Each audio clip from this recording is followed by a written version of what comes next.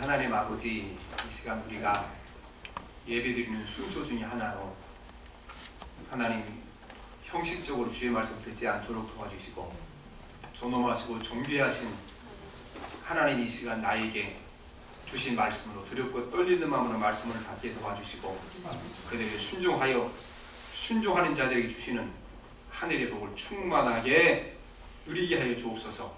예수님 이름으로 기도합니다. 아멘. 우리가 자주 쓰는 말 중에 사람은 모든 일이 마음먹기에 달려있다, 이런 말씀이 있습니다.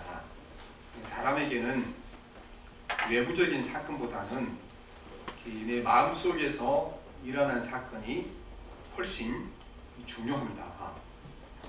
그러니까 외부의 사건이 일어나게 되면 반드시 우리 마음속에도 또 하나의 사건이 일어나게 되는 것입니다. 누구한테 뺨을 맞게 되면은 그게 막 분노가 일어나고 마음 가운데 이제 속이서 하는 거죠. 그게 우리 마음 가운데 일어난 사건입니다. 사실은 외부에서 일어난 사건보다도 우리 마음 속에서 일어난 사건이 더 중요합니다. 그 사건 자체보다는 그것을 받아들이는 마음이 더 중요하다, 그 말씀입니다. 우리가 똑같은 상황에서 똑같은 사건을 당하지만 그 마음에 따라서 받아들이는 것은 다 다르게 받아들이게 되는 것입니다. 그래서 제가 오늘 그 주보에다 모기 이야기를 써놨잖아요. 저 친구 목사님 그걸 읽고 나서 이제 다시 저한테 답신을 했어요. 나는 목사님 그 모기를 항상 사단을 이렇게 일꾼으로 봤다. 몰래 살짝 와서 남의 피를 훔쳐가는 그게 사단이 아니냐. 그런데 또 이렇게 그걸 보니까 하나님의 영광을 나타내는 모기도. 그래서 제가 요새 모기가 너무 많잖아요. 관찰을 자주 해보니까 이게 참 이게 모기가 귀한 거다 이거. 왜냐하면 사람들이 여름 되면 나태해지고 게을러지잖아요. 항상 이게 긴장하고 살아야 돼요. 물라물이나. 그래서 이게 우리 신앙생활도 육신이 편안해지고 배가 부르게 되면 항상 조심하고 살아라고 모기를 통해 가르쳐주는구나, 그렇게 생각하고, 또 한 가지는 보면 겨울이 춥잖아요. 추운 곳이 다 안 좋은 곳이 있는 것도 아니에요. 겨울에는 또 모기가 없잖아요. 그래서 이거 참 모기도 이거 참 우리에게 많은 걸 가르쳐주구나, 이렇게 생각을 하게 됩니다. 그래서 모든 것이 우리가 어떻게 생각하는가에 달려있고 반응하는가에 달려있는 것입니다. 오늘 말씀은 예수님께서 사람은 육체보다 마음이 더 중요하다, 이 말씀을 전해줍니다. 그래서 육체의 장애를 가진 사람을 거쳐주면서 육체가 멀쩡한 바리새인들에게 너희들이 육신의 장애를 가지고 있는 저 장애인보다 훨씬 더 위험하고 훨씬 더 불행한 사람들이다, 이 말씀을 전해주는 말씀입니다. 요한복음 9장에 이제 처음에 보면 예수님께서 길을 가시다가 태어날 때부터 장님으로 태어난 사람을 고쳐주십니다. 그에게 침을 뱉으셔서 흙을 반죽한 다음에 눈에 이렇게 발라주시면서 실로와 못에 가서 씻으라, 그랬더니 이 사람이 나았다, 그겁니다. 그런데 이 장님은 눈을 고친 이 기적이 예수님 일생에 있어서 커다란 변곡점이 됩니다. 변곡점이. 이 사건 이후에 유대 종교 지도자들이 본격적으로 예수님을 적대시하고 공격하기 시작합니다. 본격적으로. 근데 이 전에, 지금 이 장님을 고쳐지기 전에도 예수님께서 많은 기적을 행하셨는데 사실은 장님을 고쳐진 것보다 더 큰 기적을 행하셨어요. 과부에, 그렇죠? 과부의 아들을 이렇게 고쳐주시기도 하시고 문둥병을 고쳐주기도 하시고, 그때는 조용히 있다가 갑자기 이렇게 장님 한 사람을 고쳐줬는데 이때 그 유대 종교 지도자들이 막 벌떼처럼 일어나서 이제 예수님을 공격하고 예수님을 이제 제거하려고 본격적으로 나서는 겁니다. 왜 이렇게 됐는가? 이유가 있습니다. 지금까지 모든 기적은 갈릴리 초원에서 일어난 기적이에요. 우리나라로 치면 저 강원도 산골에서 일어난 사건이고 또 지리산 자락에서 일어난 사건입니까? 그때 당시 신문도 없고 인터넷도 없으니까 이게 알려지지 않았잖아요. 거기서 끝났지. 근데 지금 이 장님을 고쳐준 사건은요, 예루살렘에서 일어난 사건. 달라요. 장소가 달라요. 그리고 거기 종교 중심지였잖아요. 정치의 중심지고 문화의 중심지고. 그리고 더군다나 그때가 명절이어서 외국에 사는 많은 유대인들이 몰려와 있었습니다. 예수님 이 사건을 통하여 많은 사람들이 예수 그리스도가 메시아라고 믿는 사람도 있었고 또 메시아일 수도 있다 하는 사람도 있었고, 그러니까 유대인들이 큰일 난 거죠. 그래서 예수님이 이 장님을 거쳐진 이후로 본격적으로 유대인 종교 지도자들로부터 공격을 받기 시작하고 수많은 대적자들이 생기기 시작한 겁니다. 이 사람들이 이제 예수님을 대적하는 사람들이 이거는 보통 문제가 아니다. 이 예루살렘 한가운데서 저 사람이 이렇게 장님의 눈을 뜨게 했고 수많은 사람들이 메시아를 믿고 있으니까 여기서 차단하지 않게 되면 저 갈릴리 촌놈이 우리에게 큰 해를 입을 거다. 그래서 이 사람들이 생각하는 방법이 예수님께서 눈을 뜨게 해주신 이 장님을 협박해서 이 사람이 예수님이 자기 병을 고쳐줬다 이걸 부인하게 만들어 겁니다. 그러면 예수님이 졸지 사기꾼 되는 거잖아요. 그래서 이제 그 유대 종교 지도자들이 막 근엄하게 여러 사람들이 눈뜬 장님을 찾아간 겁니다.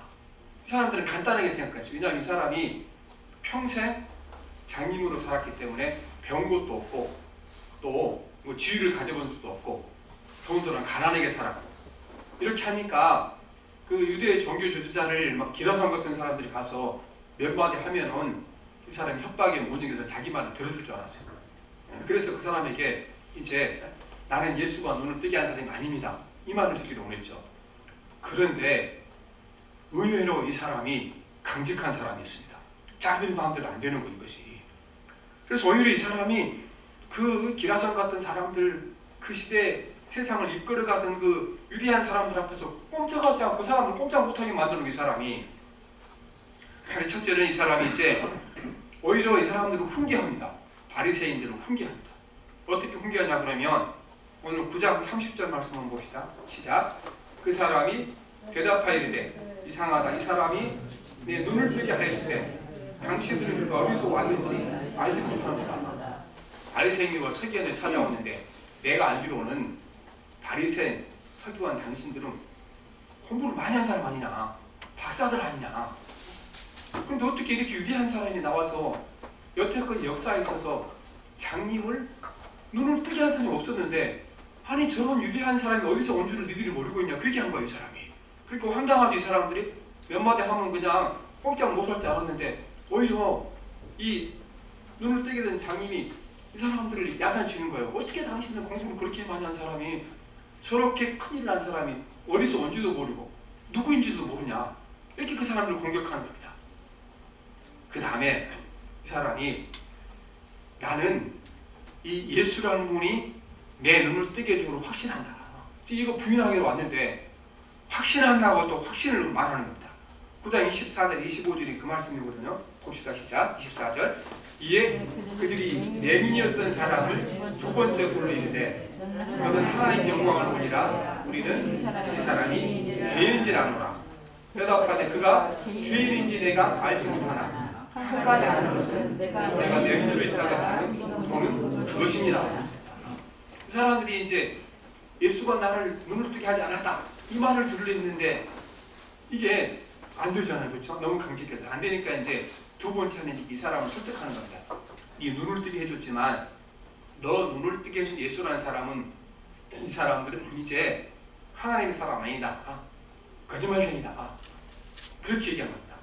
그러니까 이제 눈을 뜬 사람이 뭐라고 하냐 그러면은 나는 그 사람이 죄인자인지 모른다.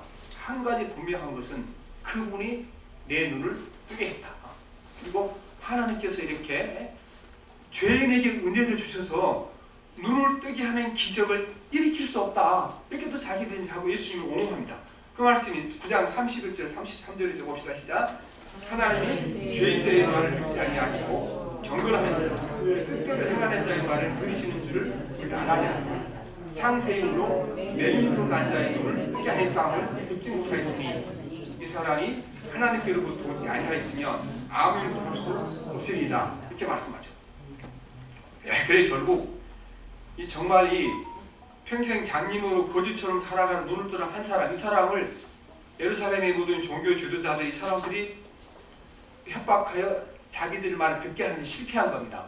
그러니까 이 사람들이 이제 극단적인 조치를 합니다. 어떻게 하냐 그러면 이 사람을 출교를 시켜버립니다. 출교를 시킨다는 것은 이제 이때 당시에는 모든 그 이스라엘 사람의 삶이 그 요즘 말하는 교회고 그때 당시로 말해서 이제 회당이라고 합니다. 각 마을마다 다 하나님께 나가서 예배하는 예배당이 있었죠. 유대인들은 그걸 이제 예배당이라 안 그러고 회당이라고 그러고 이제 원래 히브리어는 시나고그로 그렇게 하는 거죠. 거기서 이제 토요일마다 예배를 드렸는데 그런데 출교를 당하게 되면요 이 사람은 사회적으로 아무것도 못합니다. 직장도 갈 수 없고 내가 어디가 집을 사고 싶어도 집도 사지 못하고 어디 가게에 가면 물건도 안 팝니다. 이 사람이 거의 이제 정말 목숨만 붙어있지 세상으로부터 완전히 이렇게 죄되는 그런 것이 아주 큰 돌입니다. 출교라는 것이. 그러니까 앞서서 보게 되면 이제 그 유대인들이 이 눈뜬 사람 자기 부모에게 묻거든요. 저 사람이 네 아들을 맞냐? 맞습니다. 그러면 정말 너 아들이 장님이었다가 예수라는 사람 눈을 뜨게 해줬냐? 그러니까요 부모가 알고 있잖아. 예수라는 사람이 눈을 뜨게 해준 거. 그럼 얼마나 감사해. 자기 아들 눈을 뜨게 해줬으니까. 그러니 이 사람은 예수를 부인합니다. 예수님이 자기 아들을 고쳤던 부인합니다. 제가 아직 나이가 많아서 대답할 수 있으니까 저에게 물어보십니다. 왜 부인한 줄 압니까? 출교를 당하고 나면 이미 예수를 메시아로 믿는 사람은 출교당한다 선포했기 때문에 출교를 당하고 나면 이게 살아갈 길이 막막한 겁니다. 이 사람들이 장님 역시 사실은 출교로 당하고 나면 이전에 장님으로 살 때보다 삶이 더 힘들어집니다. 할 곳이 없어요. 얻어먹지도 못하는 거죠. 그런데 이 사람이 강직하게 끝까지 나는 예수 그리스도 나의 병을 고쳐줬다. 그리고 죄인이면 절대로 일으킬 수 없다 그렇게 말하게 되는 겁니다. 출교를 당했죠. 오늘 우리가 읽은 말씀은 이제 이 사람이 출교를 당한 다음에 예수님께서 찾아오신 얘기예요. 예수님께서 소문을 들으셨습니다. 저 장님이 예수님이 눈을 떠줬다는 사실을 부인하지 않고 끝까지 그 사람들을 맞서다가 결국은 출교를 당해서 이제 정말 삶이 힘들어졌습니다. 그러니까 예수님께서 그 사람을 위로하러 온 겁니다. 위로하러. 그래서 오늘 말씀을 보면 이제 35절에 그 말씀이죠. 예수께서 그들이 그 사람을 쫓아냈다는 말을 듣고 그 사람이 누굽니까? 태어날 때부터 장님되었다가 예수님이 고쳐준 그 사람입니다. 들으셨더니 그를 만나시는 내가 인자를 믿느냐 와서 이제 나를 믿느냐 그랬습니다. 근데 왜냐하면 이 사람은 예수님을 본 적이 없어요. 예수님께서 눈에다가 흙을 발라주고 실로암 물가에 씻으라 가 씻었더니 나아졌잖아요. 그러니까 예수님을 만나지 못했죠. 눈을 뜬 다음에 처음 예수를 만난 거예요. 그래서 내가 인자를 믿기를 원합니다. 인자를 믿느냐 말씀하신 것은 그가 하나님이 보내신 메시아를 믿느냐 그 얘기거든요. 내가 믿나이다. 절을 한 겁니다. 절을 하니까 예수께서 말씀하시기를 너를 이렇게 출교한 그 사람들이 하나님 앞에 죄인도 있고 그리고 그 사람들이 악한 사람이다. 이렇게 말씀하십니다. 그래 그 말씀이 9장 39절 말씀이죠. 시작. 예수께서 이르시되 내가 심판하러 이 세상에 왔으니 보지 못한 자들은 보게 하고 보는 자들은 명이 되게 하여 함이라 하시는 것입니다.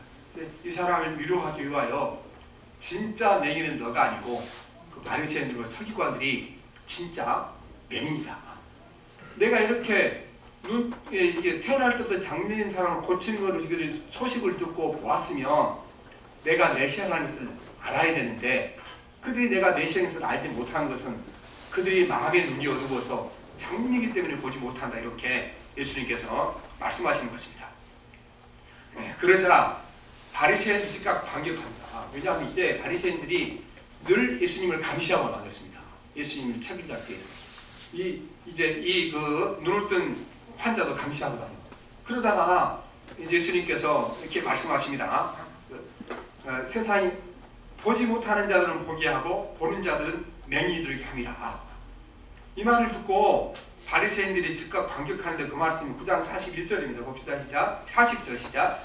바리새인 중에 예수와 함께 있던 자들이 이 말씀을 듣고 이르되 우리가 맹인이다. 이 말을 하니까 바리새인들이 그러면 우리가 맹인이란 말이냐. 예수님께서 바리새인들과 서기관들 유대의 종교 지도자들은 육체의 눈은 멀쩡하지만 너희들은 마음의 눈이 뭐 맹인이다 이렇게 말씀하신 거잖아요. 그래서 육체는 장애인이 아니지만 너희들은 마음의 장애를 가진 사람이다. 이렇게 말씀하십니다. 또 9장 41절에 그 말씀이죠. 예수께서 이르시되 너희가 명인이 되었더라면 죄가 없으려니와 당당하니 너희 죄가 그대로 있느니라 이렇게 말씀하십니다. 예수님께서는 바리새인들에게 너희들은 육체의 장애는 없지만 마음의 장애인이다.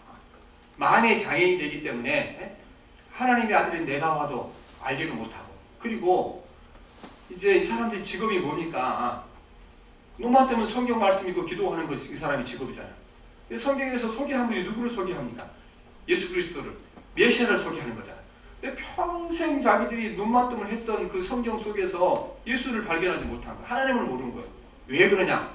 너희들이 마음이 장애인이기 때문에 진리도 보지 못하고 하나님도 보지 못하고 그렇게 살아고 마음이 시기와 교만으로 가득 차 있다고 말씀하는 것입니다. 오늘 우리는 이제 살아갈 때 마음의 장애가 육체의 장애보다 훨씬 더 나쁜 겁니다. 훨씬 더 우리에게 안 좋은 겁니다. 마음의 장애가. 우리는 이제 그 가장 심각한 마음의 장애를 일컬어 이제 현대인들은 사이코패스라고 그러죠. 사이코패스. 그래서 이제 그 큰 흉악범이나 큰 범죄가 일어나게 되면은 뭐 신문이나 이렇게 TV 같은 데서 사이코패스라는 말을 많이 씁니다. 이 사이코패스가 인간이 마음이 병든 그 최악의 상태를 사이코패스라고 합니다. 이 사람들은 자기 감정을 민감합니다. 자기 슬픔과 뭐 괴로움과 우울함 민감합니다. 그런데 다른 사람이 슬픈지 괴로운지 외로운지 전혀 감지하지 못합니다. 그러니까 마음이 완전히 병든 사람이죠. 마음이 이렇게 장애인이죠. 느끼지 못하니까. 우리가 장애인 가운데 이렇게 보면 이제 감각이 없는 장애가 있잖아요. 어디보다 아픈지도 모르고. 이 사람이 그런 사람이 사이코패스가. 그 다음에 남의 고통에 대해 전혀 감각이 없습니다. 감각이. 우리가 이제 소매치기가 남의 돈을 훔쳐가기다. 저 사람이 지금 그 돈을 갖고 병원비 내러 가는지, 학교에 학비 내러 가는지, 그 돈을 벌기 위해서 무슨 일을 했는지, 아침부터 저녁까지 막 땀 흘려가면서 연고가 일한 돈인지, 그거가 마음에 느껴지게 되면 남의 돈을 도둑질 하겠습니까? 얼마나 그 귀한 돈인데. 이 사람들 그게 안 느껴지는 거잖아요. 저분이 돈을 벌기 얼마나 노력했으며 저 사람이 저 돈이 얼마나 귀한, 이거 안 느껴지는 거잖아요. 남의 고통을 못 느끼는 거잖아요. 사이코패스 그거예요. 남의 감정, 남의 고통, 정말 눈꽃 맞춤 느껴지지 않는 거, 이게 가장 큰 장애죠. 그래서 연쇄살인 사건, 사람을 아주 참혹하게 살해한 사건, 거의 다 이 사이코패스 이 장애인, 정신적 장애인, 마음의 장애를 가진 사람들이 범죄를 저지른 겁니다. 그래서 우리가 육체의 장애 있잖아요. 사실은 육체의 장애가 가장 위험한 건 왜 위험한가? 육체의 장애로 끝나면 아무것도 아닙니다. 근데 상당히 많은 사람들이 육체의 장애가 정신적 장애, 마음의 장애로 이렇게 연결 고리가 때문에 문제가 되는 겁니다. 저는 제가 몇 번 예언을 들었는데 2005년 개봉된 영화 가운데 네이라는 영화가 있습니다. 사람 이름이죠. 미국이 유명한 이렇게 팝송 가수입니다. 찰스 네이라는 사람이. 그 사람이 어렸을 때 이렇게 눈에 질환이 와서 시력을 잃었습니다. 그런데 그 어머니가요, 자꾸 이 아들에게 해주는 소리가 있었습니다. 해주는 소리가. 너가 육체의 장애 가진 것, 이거 아무것도 아니다. 내가 제일 걱정되는 거는 너의 육체의 장애가 마음의 장애로 바뀔까봐 제일 걱정이 된다. 그렇게 자꾸 했는데 이 사람의 어머니 말씀 잘 들어서 나중에 육체의 장애가 정신적 장애로 가지 않았고 마음의 장애를 가지 않아서 아주 훌륭한 이렇게 이제 가수로 살아갔던 사람인 것입니다. 우리는 이제 그런데 육체의 장애가 없지만 마음의 장애가 걸리게 되면 또 그것처럼 어려운 것이 없습니다. 오늘 이 바리새인과 서기관들은 육체의 장애가 없었지만 마음의 장애 깊이 들어서 하나님의 음성을 듣지도 못하고 다른 사람의 고통을 느끼지도 못하고 살아갔다는 것입니다. 우리가 마음의 장애가 육체의 장애보다 위험한 이유가 어디 있습니까? 마음의 장애는 자신이 장애인이라는 사실 전혀 깨닫지 못합니다. 육체가 장애 있는 사람들은 내가 손을 들어 물건을 들고 싶은데, 그렇죠? 만약에 손이 한 손밖에 없는 사람들을 알고 있잖아요. 내가 두 손을 들어 물건을 들어야 되는데 나는 한 손에 장애가 있으니까 한 손으로밖에 들 수 없다. 불편하지만 한 손으로 사단을 알고 있잖아요. 마음의 장애를 가진 사람들은요 모릅니다. 내가 마음의 장애 사실을 모르고 지나가는 겁니다. 바리새인들이 그렇게 말했죠. 바리새인들 예수님께서 너희들은 이 지금 장님을 있다가 눈을 뜬 이 사람은 육신의 눈이 장애했지만 너희들은 마음의 눈에 장애를 가진 사람이다. 그러니까 바리새인들이 바로 뭐라고 공격하는 예수님을 우리가 장애인인가? 우리가 장애인인가 묻습니다. 주님이 말씀하십니다. 장애인 맞다. 육체의 장애보다 더 심각한 장애가 정신적 장애를 그렇게 말씀을 하고 계시는 것입니다. 그런데 여러분 성경에 보면 우리는 육체의 장애는 어떤 사람이 있기도 하고 어떤 사람은 없기도 하지만 성경에 보면 이 땅의 모든 사람들 가운데 마음의 장애를 갖지 않은 사람은 아무도 없다. 이 땅의 모든 사람은 다 마음의 장애를 가진 사람이다. 인간의 마음속에 죄가 들어온 이후로 인간의 마음은 원래 하나님이 창조하실 때대로 작동하지 못한다. 그렇죠. 그래서 함께 기뻐해야 할 때 기뻐하지 못하고 시기하게 되고 함께 우려할 때 울지 못하게 되고 그리고 우리가 뭐 화내지 않아야 할 작은 사건이 화가 나고 또 짜증나지 않아야 할 작은 사건이 막 짜증이 나고 분노가 일어나고 다 왜 그런 건가? 인간의 죄가 되는 말미암아 우리 마음이 원래 하나님이 창조하실 때도 제대로 작동하지 않는 거예요. 그렇죠? 우리가 육체를 제대로 기능을 작동하지 못하게 되면 이게 우리가 장애가 되는 거잖아요. 사실은 우리 마음은 심각합니다.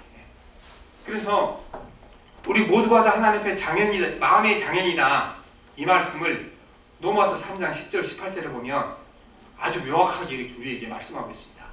성경을 가지신 분들 한번 찾아보십시오. 바로 그 다음에 요한복음 다음에 사도행전 로마서니까 로마서 3장 10절 18절에 보면 기록된 바 의인은 없나니 하나도 없으며 깨닫는 자도 없고 마음이 강팍해 있어서 깨닫지 못하죠. 하나님을 찾는 자도 없고 우리가 하나님 없이는 살 수 없는데 우리가 마음이 이렇게 동의해서 하나님을 찾지 못하죠. 다 치우쳐 함께 무익하게 되고 선을 행하는 자 없나니 선을 행할 수 없는 거예요. 마음이 우리가 다 병이 들었고 이제 장애인이 있으니까 그들의 목구멍은 열린 무덤이요 그 혀로는 속임을 일삼으며 입술에는 독사의 독이 있고 그 입에는 저주와 악독이 가득하고 그 발은 피 흘리는데 빠름지라 파멸과 고생이 그 길에 있으며 평강의 길을 알지 못하였고 그들의 눈앞에 하나님을 두려워하는 없는 이런가 같으니라. 이게 누구에게 한 말씀입니까? 앞에 뭐라고 말씀하십니까? 기록된 바 의인은 넘나니 하나도 없으며 이 땅의 모든 사람들의 마음의 상태가 이 상태입니다. 예수를 만나기 전에 예수의 십자가의 보혈 앞에 가서 우리가 깨끗하게 고침받기 전에는 이 땅에 사는 사람은 모두의 마음이 이 마음이라는 겁니다. 깨닫는 자도 없고 하나님을 찾는 자도 없고 다 치우쳐 함께 무익하게 되고 선을 행하는 자는 하나도 없도다. 그들의 목구멍은 열린 무덤이요 그 혀로 속임을 일삼으며 입술에는 독사의 독이 있고 그 입에는 저주와 악독이 가득하고 그 발은 피 흘리는 데 빠른지라 파멸과 고생이 그 길에 있어 평강의 길을 알지 못하였고 그들의 눈앞에 하나님을 두려워하는 마음이 없다는 것 같으니라. 이게 우리의 마음의 자세입니다. 우리 가운데 이제 우리 마음이 장애인이 아닌 사람은 아무도 없습니다. 우리 다 바리새인과 서기관처럼 장애인입니다. 문제는 우리가 모르고 살아가는 겁니다. 우리는 그러므로 이 땅에 살아가면서 내 마음의 장애를 극복하지 않게 되면 이 땅의 삶을 온전히 살아가지 못하게 되는 겁니다. 그래서 오늘 우리가 말씀을 듣고 우리는 이 마음의 장애를 극복해야 됩니다. 마음의 장애를 첫째는 어떻게 극복합니까? 내가 마음의 장애인인 것을 인정해야 됩니다. 바리새인과 서기관들 그 사람들 공부 잘한 사람입니다. 똑똑한 사람들입니다. 영리한 사람입니다. 성경 지식으로 머리 가득 찬 사람들입니다. 그러니까 내가 어떻게 장애인인가 그렇게 물었습니다. 근데 예수님께서 너희들 그렇게 성경 많이 읽었는데 하나님 누구신지 모르지 않냐? 내 마음에 강팍하고 그렇죠? 간 경화가 일어난 것처럼 마음의 경화증이 일어나서 하나님을 인식하지 못합니다. 그러니까 너희들이 마음이 병들다 그렇게 하는 겁니다. 예수께서 다른 데 말씀하셨잖아요. 너희가 슬퍼하는 자 함께 슬퍼하지 못하고 기뻐하는 자 함께 기뻐하지 못하고 전혀 다른 사람의 감정에 대해 감정이입을 못하는 거고 이게 공감을 못하는 겁니다. 그러니까 너희들이 병이 들었다고 말씀하시는 것입니다. 오늘 우리가 마찬가지입니다. 우리 가운데 마음의 장애가 없는 사람은 아무도 없습니다. 그리고 모두 다 마음의 장애를 가지고 있는 사람입니다. 그런데 이상하게도 내가 마음의 장애를 가진 사람이다. 이거를요 인정하면 절반이나 고쳐준 겁니다. 절반. 이걸 우리가 인정하지 않으니까 안 고쳐지는 거 그렇게 살아가는 겁니다. 우리는 쉽게 내가 막 화가 나잖아요. 사실 마음의 장애인 겁니다. 아니 마음이 차분하고 이렇게 마음이 평강 있는 사람은 화가 안 나네. 내가 막 화가 나고 또 사소한 일에도 막 짜증이 나고 막 분노가 일어나고 이럴 때마다 우리는 그걸 모르는 거예요. 아 이거 내가 마음이 병들어서 별거 아닌데 막 화가 나고 분노가 나고 짜증이 나냐. 그렇게 생각하는 것은 아유 저 사람이 나한테 이렇게 뭐 나쁜 말을 해서 저 사람이 나한테 이런 행동을 하니까 내가 막 이렇게 들고 일어난 거다. 여러분 건강한 사람은요 똑같은 말들을 들고 안 일어납니다. 그렇죠? 사실은 이 오늘 말씀 준비할 때 제 안에 너무나 여기서 뚜렷하게 나타나기 때문에 많이 기도하고 연구하고 생각해 보니까 이건 아니다. 그러니까 타인 때문에 한 것도 아니고 환경 때문에 아닌 거고 내가 이렇게 바리새인과 서기관들이 성경 공부 오래 했잖아요. 그렇죠? 많은 사람들이 이렇게 존경받는 사람이 우리가 바리새인과 서기관이 나쁜 사람이라 하죠. 그 시대 사람들에게 굉장히 존경받는 사람들이었어요. 굉장히 이렇게 인정받는 사람들이었어요. 그래서 내가 이렇게 목사로서 20년 이렇게 막 30년 다 가지만 여전히 내가 마음의 장애인이다. 조금만 해도 이렇게 막 화가 나고 막 신경이 나고 짜증이 나고 그래서 이게 문제구나 이게. 내 문제뿐 아니라 우리 성도들에도 이것이 문제다 이게. 그러니까 내가 마음의 장애인일 때 이렇게 일어나는 건 이걸 모르고 그냥 이 하나님 앞에 가서 하나님 내가 이거 화를 내는데 막 화가 나고 짜증이 나네 짜증이 나고 이렇게 내가 의기소침 아니지 않는 의기소침에서 낙심되고 낙담이 되고 이거 내 마음이 병들었으면 이렇게 나가야 되는 건데 하나님 멀리 내버려두고 그냥 그 사람에다가 골몰하고 비호하고 시기하고 다투고 살아가니까 점점 상황이 나빠지는 거죠. 그래서 여러분 항상 기억하셔야 됩니다. 막 화가 나고 분노가 날 때 그 다음에 마음이 두려움과 불안을 가르칠 때 하나님 이거는 내가 내 마음이 건강하지 못해서 그런 겁니다. 건강하지 못해서. 건강한 사람들은요 웬만한 소리 들어서는 문제되지 않습니다. 우리가 바다는 살아있는 거잖아요. 그렇죠? 바닷물은 살아있잖아요. 거기 이렇게 홍수 때문에 막 더러운 물이 들어가도 바다는 문제되지 않습니다. 며칠 지나면 깨끗하게 정화되는 거죠. 우리가 마찬가지입니다. 그래서 항상 우리가 기억해야 됩니다. 하나님 나는 마음이 장애인입니다. 마음이 병든 사람입니다. 그래서 내가 작은 소리도 감당하지 못하고 이렇게 세상에 사소한 일도 감당하지 못하여 막 짜증이 나고 화가 나고 분노가 막 일어나고 낙심이 되고 절망 그렇습니다. 여러분 우리가 이걸 이제 이렇게 기억하는 그 순간 이제 80%는 고쳐질 줄 믿습니다. 80%는 우리가 마음의 장애를 극복할 수가 있게 되는 겁니다. 둘째는 마음의 장애를 고쳐주시도록 기도하셔야 됩니다. 그러면요 육신이 막 병들거나 감기 걸거나 하면은 막 기도하잖아요. 그렇죠? 암이 걸리면 기도하고 그런데 저한테 기도 부탁을 많이 하잖아요. 교인들. 그런데 하나님 목사님 제가요 그냥 작은 일에도 짜증이 나고 막 화가 나고 막 그래요. 저 좀 기도해주세요. 이런 기도를 부탁하면 들어본 적이 없어. 왜냐하면 그 병으로 생각하지 않는 거예요. 사실 더 중요한 건데. 네? 그렇죠? 그걸 심각하게 생각하지 않는 거게 왜 그러는 건지. 그러니까 오늘도 우리가 내 병든 마음, 내 마음의 장애를 고쳐주시도록 여러분 기도하셔야 됩니다. 이게 중요합니다. 마태복음 9장 35절에 보면 이런 말씀이 있어요. 예수께서 모든 도시와 마을에 두루 다니사 그들의 회당에서 가르치시며 천국복음을 전파하시며 모든 병과 모든 약한 것을 고치시니라 말씀하셨습니다. 주님께서 곳곳마다 돌아다니면서 모든 병과 모든 약한 걸 고쳤다. 아니 모든 병 안에 모든 게 다 들어있잖아요. 그렇죠? 모든 병과 그럼 그 안에 다 들어있는 건데 한마디 더 붙여요. 뭘 더 붙입니까? 모든 약한 것에. 약한 것이 뭡니까? 모든 앞에서 말하는 모든 병은 육신의 병이에요. 그러니까 다리가 아픈 것, 허리가 아픈 것, 육신의 위장이 아픈 이걸 말하는 겁니다. 뒤에 약한 것은 뭡니까? 이거는요 마음의 병이에요. 조금만 해도 막 신경이 나고 막 화가 나고 그렇죠? 별거 다 아닌 낙심돼서 그냥 사람이 가라앉아 아무것도 하고 싶지 않고 그걸 때 주께서 그걸 고치셨다는 얘기예요. 예수님께서 우리에게 육신의 병만 고치는 것이 아니고 우리에게 마음의 병, 마음의 장애를 고쳐주셨다는 것입니다. 우리가 너무 예수께 병을 고쳤다 그러면 꼭 육신의 병만 생각하는데 사실은 여러분 육신의 병보다 더 심각한 건 우리 마음의 병이고 육신의 장애보다 더 심각한 것은 우리 마음의 장애입니다. 여기서 우리가 벗어나지 않게 되면 복된 삶을 행복한 삶을 살 수 없게 됩니다.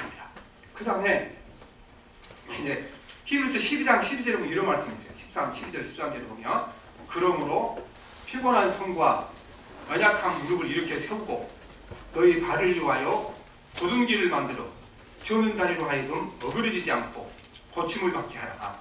여러분 이 말씀이 어떻게 말씀하십니까? 피곤한 손과 연약한 무릎을 이렇게 세우며 말씀하시는데 이 말씀은 여러분 지금 손발을 쓰지 못한 장애인들이 주신 말씀이 아니에요. 건강한 사람 주신 말씀이요. 이게 무슨 말씀인가 그러면은 아니 팔다리 멀쩡한 사람에게 주께서 오셔서 피곤한 손과 연약한 무릎 이렇게 세우고 왜 이 말씀하십니까? 이거는요 마음의 손을 말하는 겁니다. 마음의 손. 낙심되고 좌절돼서 내가 지금 열심히 뭔가 해봐야 되는데 주저앉아 있는 사람에게 너의 마음의 손에 힘을 얻으라 말씀하시는 것이고 피곤한 무릎을 세우라. 육신의 무릎이 아니에요. 육신의 무릎이 세상이 힘들고 고달프다 그래서 이제 그러면 해치고 나가려고 일어나서 가야 되잖아요. 그런데 나는 이제 틀렸다고 무너진 사람들이 많다. 요즘도 그러잖아요. 막 30대 40대도 직장에서 나오고 어렵게 되면 이제 그 슈퍼에서 소주 사다가 그걸 막 밤새도록 마시는 사람 있잖아요. 왜 그렇습니까? 마음이 무너진 거죠. 그런 사람들에게 말씀하는 겁니다. 오늘날 우리가 평생 수고하고 있었는데 이게 아무리 해도 길이 안 보이잖아요. 그때는 뭐 다리가 풀린다 그러잖아요. 그렇죠? 다리가 풀린 게 사실은 다리 힘 없는 거 아니잖아요. 마음의 다리가 풀리는 게 육신의 다리가 풀린 거잖아요. 이런다고 말씀하시는 것입니다. 마찬가지입니다. 하나님 오늘도 우리가 육신이 병들어서 몸이 약해진 것보다 더한 것은 우리 마음이 힘을 잃어버리고 심령이 힘을 잃어서 손에 힘을 잃고 다리가 풀리게 되고 정신이 혼미해지고 그리고 여기서 벗어나야 된다는 겁니다. 그렇기 때문에 이런 게 오게 되면 이거는 하나님께로부터 고침받아야 할 마음의 병이다. 이거는 내가 벗어나야 할 마음의 장애다. 이거를 기억하고 여러분 믿음으로 싸우시고 말씀으로 싸우셔 나가야 되는 겁니다. 이게 되면 우리가 승리할 점이 있습니다. 그래서 첫째는 내가 마음의 장애이다. 이거를 깨달아야 되고 두 번째는 어떻습니까? 이거 육신의 병 고치는 것처럼 더 심각하게 기도해야 된다. 더 심각하게. 그리고 세 번째는 여러분 장애와 함께 사는 법을 배워야 됩니다. 예수님께서 이 땅에 오셨을 때 모든 장애인들 이스라엘 땅에 사는 모든 장애인들 다 고쳐주지 않았습니다. 우리는 하나님의 교육과 섭리를 알지 못하지만 어떤 사람들은 고쳐주셨지만 어떤 분들은 평생토록 그 장애를 안고 장애의 친구처럼 살아가도록 허락하신 사람이 있습니다. 우리도 마찬가지입니다. 우리가 기도가 하지만 때로는 우리 마음의 장애, 정신적인 장애도요 평생 동안 죽어나가는 그때까지 친구처럼 가지고 할 때가 있다 그 말씀입니다. 제가 그 신학교 다닐 때 목회 실습 시간이 있었는데 청량리 교회에 계셨던 임택진 목사님이 이제 우리를 가르쳤어요. 우리 신대원 다닐 때 이분이 그때 학교 강의 나오실 때가 나이가 80 있었어. 그때 언젠가 그런 얘기를 하세요.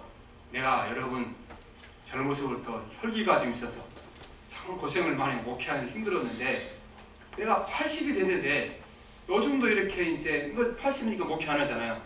집에서 이렇게 사모님하고 하다 보면은 자신도 모르고 얼굴이 묵으라 굵으라 해진다고 그 말씀을 하세요.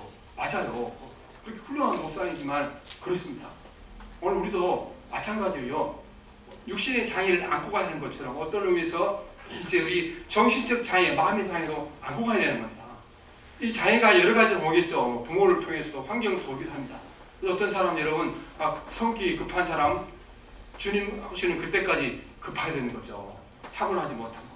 그리고 막 화가 잘 나고 성질이 잘 나고 분노가 자주 막 일어나는 거 이거는 주님 오시는 그때까지 가지고 할 사람도 있습니다. 그런데 어떻게 극복하느냐? 그거는 우리가 육신의 장애를 가진 사람들에게 배워야 됩니다. 육신의 장애를 가진 사람들은요 항상 내가 지금 온전하지 못하다 이거를 항상 의식하고 살아갑니다. 그래서 다리가 이렇게 불편하신 분들은요 겨울을 지날 때 징검다리 절대 건너지 않습니다. 절대 건너지 않습니다. 왜 건너지 않습니까? 나는 다리가 온전하지 못하니까 징검다리 건너가다는 빠질 수 있다. 안 건너죠. 남들은 다 징검다리 건너도 혼자 빙 돌아서 온전한 다리로 건너게 되는 겁니다. 우리도 마찬가지입니다. 내가 뭐 성질이 급한 사람, 화가 달난 사람, 분노가 막 자지른 사람, 조그만 일을 만나도 의기소침해지고 마음이 푹 가라앉은 사람 이런 분들은 항상 내가 그렇다는 인정하고 그 상황 속에 들어가지 않도록 노출시키지 않도록 노력을 해야 되는 겁니다. 그렇죠? 제가 아는 목사님 한 분 중에 눈이 나빠져서 밤에 잘 안 보여요. 근데 그분은요 어디 약속하게 되면 절대 밤에 약속하지 않습니다. 낮에 사람을 만나도 이제 해지기 전에 다른 사람에게 꼭 양해를 꼭 먼저 출발합니다. 그게 여러분 장애와 함께 살아가는 방법인데 우리가 그걸 이 마음의 장애, 정신적인 장애 이거를 적용해야 되는 겁니다. 그래서 막 화가 나고 분노가 잘난 사람들은요 막 피켓 들고 이렇게 대모하는 데 가 있으면 안 돼요. 왜냐하면은 거기 가면 내 분노하는 성격이 막 폭발하는 성격이 고쳐주겠어요? 더 심해지겠어요? 안 되죠. 그래서 내가 막 화가 잘 나고 분노가 잘 나는 사람들은요 또 분노가 막 나서 거기 막 욕하고 이렇게 얼굴이 시뻘게 자고 막 이렇게 서로 다투는 데 가면 안 돼요. 거기는. 왜 안 되니까? 내가 그쪽이 약하니까. 내가 이렇게 자칫하면 작은 일에도 화가 나고 분노하니까 내가 거기 가게 되면 또 내가 화나게 됩니다. 내 성격이 나빠지게 될 때다. 안 가야 되는 거죠. 마찬가지로. 근데 우리가 그걸 고려하잖아요. 육신이 이렇게 장애를 가진 사람들은 이제 증검다리 안 건너잖아요. 눈에 장애를 가진 사람들은 이제 밤에 밖에 안 나가잖아요. 근데 우리는요, 마음의 장애를 가진 분들, 이게 내 약점인 줄 알면서도 이걸 고려하지 않고 살아가니까 자꾸 문제가 생기는 겁니다. 그래서 우리가 생각해야 됩니다.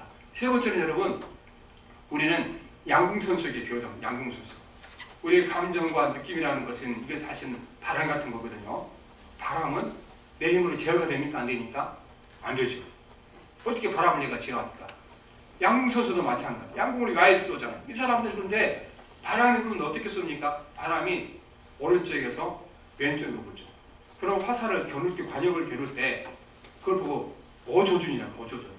관역을 향한 화살을 겨누는 것이 아니고 관역 오른쪽에다 조준을 합니다. 왜냐하면 내가 오른쪽으로 쏴도 바람이 이쪽으로 끌고 가서 정중앙에 맞을 거다. 그걸 하기 때문에 그렇죠. 그래서 우리도 마찬가지입니다. 근데 어조준을 하고 살아가야 돼요. 내가 성격이 급한 사람들은 항상 정상이 아니잖아요. 그렇죠? 정상이 아니에요. 성격이 급한 것이. 원래 하나님 창조는 우리 본래 정상이 아니에요. 그러면 우리는 늘 살아가면서 나는 성격이 급하니까 남들보다 한 템포 늦춰 살아야 되겠다. 그러면 내가 남들과 정상이 되는 거다. 그렇게 하는 거죠. 그리고 내가 막 화가 나고 분노가 달라지게 되게 되면 이거는 내가 비정상적이니까 이건 내가 밖으로 표현하면 안 되거나 참아야 되겠다. 이렇게 하는 거죠. 그래서 우리가 살아가면서 항상 내 약점과 장점 또 내가 가지고 있는 정신적인 이 장애, 마음의 장애 이거를 꼭 인식하고 있다고 우리가 양궁 선수들이 오조전하고 사는 것처럼 우리 인생을 항상 오조전하고 살아가야 되는 겁니다. 화를 잘 내는 사람들 또 막 걱정과 의심이 자주 하는 사람들 걱정과 근심이 막 자주 들리는 사람들이 이제 거기 모였다 그러면 막 이렇게 걱정하고 근심하고 그런 모임에 가면 안 되죠. 거기 가서 찬양하고 예배하는 곳에 가야죠. 거기 가면 자연히 내가 이제 걱정하고 근심하게 돼 있으니까 문제가 생기게 되는 겁니다. 그래서 오늘 우리는 문제는 우리가 오늘 살아가면서 사실은 이제 너무나 큰 정신적인 또 육체 장애보다 큰 마음의 장애 다 가지고 살아갑니다. 이렇게 우리가 보니까 우리가 이제 우리 신앙생활하는 사람들이 예수 믿는 사람들 사실 심각합니다. 그래서 왜 심각하나? 아니 저 같은 목사가 된 사람들을 보면 내가 가만히 나를 분석을 많이 해요. 저를 분석을 하게 되면 내가 이 정신적으로 이렇게 마음적으로 이렇게 상당히 심각하구나. 이거 항상 내가 기도하지 않고 조심하면 안 되겠구나 생각하는데 그런데요 우리 이 대한민국의 많은 교인들이요 너무 이쪽에 좀 취약합니다. 겉으로 건강 같은데요 마음의 병들이 마음의 장애가 너무 심각합니다.